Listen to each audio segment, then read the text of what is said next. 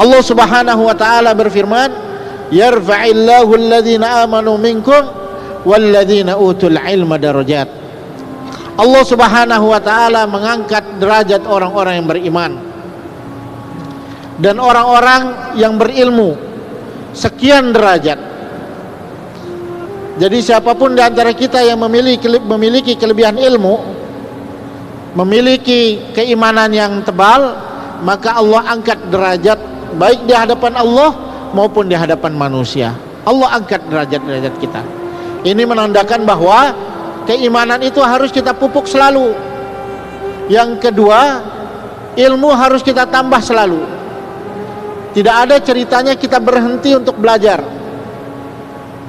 Rasulullah sallallahu alaihi wasallam mengatakan, "Utlubul ilma minal mahdi ilal lahdi," atau dalam riwayat lain, "Talabul ilma minal mahdi ilal lahd." Dari buayan ibu kita, belum kita ngerti apa-apa disuruh belajar, sampai akhirnya kita ada di liang lahat disuruh belajar pula. Jadi belajar itu tidak ada henti-hentinya. Tidak dia tergantung title, mau S1, mau S2, mau S3, mau profesor, tidak berhenti sampai di sana.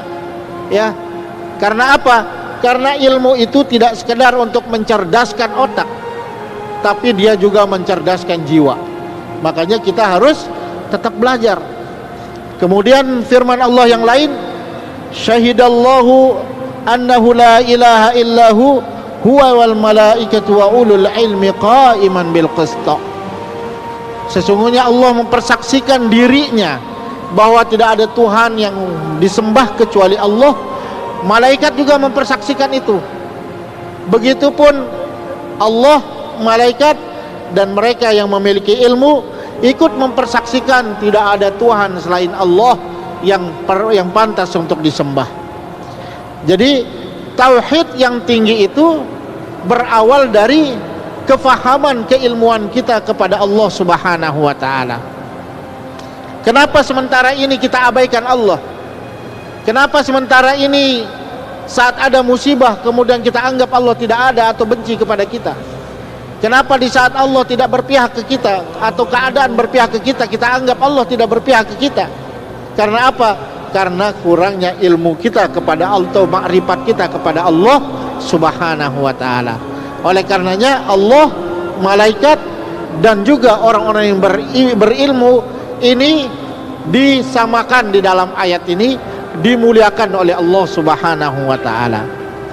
Kemudian dalam ayat lain, saat Allah membahas tentang ada manusia yang namanya khairul bariyah, ada manusia yang namanya syarrul bariyah, sebaik-baik makhluk dan seburuk-buruk makhluk. Kemudian Allah tutup ayat itu di surah Al-Bayyinah mengatakan, dzalika liman khasyya rabbah. Mereka yang sebaik-baik makhluk adalah mereka yang takut kepada Allah. Mereka yang takut kepada Allah, dialah sebaik-baik makhluk. Ini menguatkan ayat yang mengatakan innama yakhsyallaha min ibadihil ulama. Orang yang takut kepada Allah itu hanya para alim ulama, hanya orang yang berilmu dan memahami ilmunya. Itulah yang disebut dengan alim ulama. Alim ulama, dia yang paling takut kepada Allah. Artinya orang yang berilmu atau para ulama ini adalah yang dijuluki oleh Allah khairul bariyah, sebaik-baik makhluk. Jadi selama kita menuntut ilmu, selama kita